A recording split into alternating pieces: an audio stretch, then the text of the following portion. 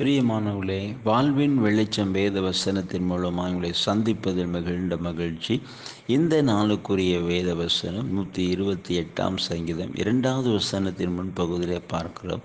உன் கைகளின் பிரயாசத்தை நீ சாப்பிடுவாய். பிரியமானவர்களே, கைகளின் பிரயாசம், உழைப்பின் பலன்.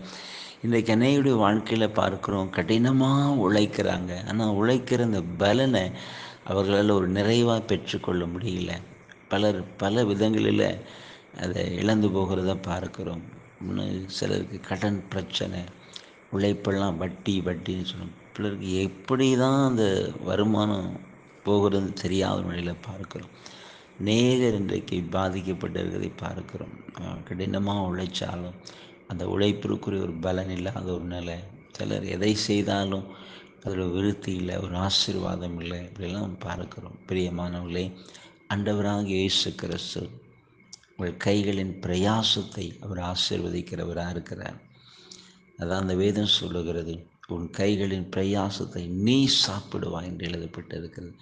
உங்களுடைய உழைப்பின் பலனை நீங்கள் சுதந்திரிக்கும்படி செய்கிறவர் ஆண்டவர் இயேசு. நிச்சயமாக இந்த நாளில் உங்களுடைய கைகளில் அந்த பிரயாசங்களை, உங்களுடைய உழைப்பை, உங்கள் வருமானங்களை அவர் ஆசீர்வதித்து அதன் பலனை நீங்கள் சுதந்திரிக்கும்படி செய்வார். நாம் ஜெபிப்போம். நன்றி தகப்பனே, இந்த நாளில் உடைய சமூகத்தை நோக்கி பார்க்கிற ஐயா, உன் கைகளின் பிரயாசத்தை நீ சாப்பிடுவா என்று சொல்லப்பட்டிருக்கிறதப்பா. எனக்கு அநேகருடைய வாழ்வில் பார்க்கிறப்பா, ஒரு விருத்தி இல்லை, ஒரு ஆசீர்வாதம் இல்லைப்பா.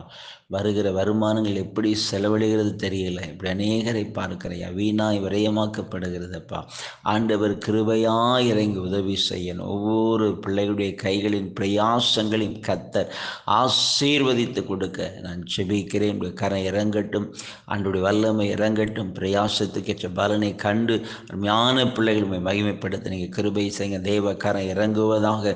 இந்த நாளில் ஒரு அற்புதத்தை செய்வீராக. வல்லமை இறங்கட்டும், எல்லா தடைகள் நீங்கட்டும். அவங்க எதிர்பார்க்கிற இந்த காரியத்தில் கர்த்தர் ஒரு அற்புதத்தை செய்து உடைய பிள்ளைகளை ஆசீர்வதித்து மகிழப்படும். சில அன்புக்காக நாங்கள் உம்மை துதிக்கிறோம்.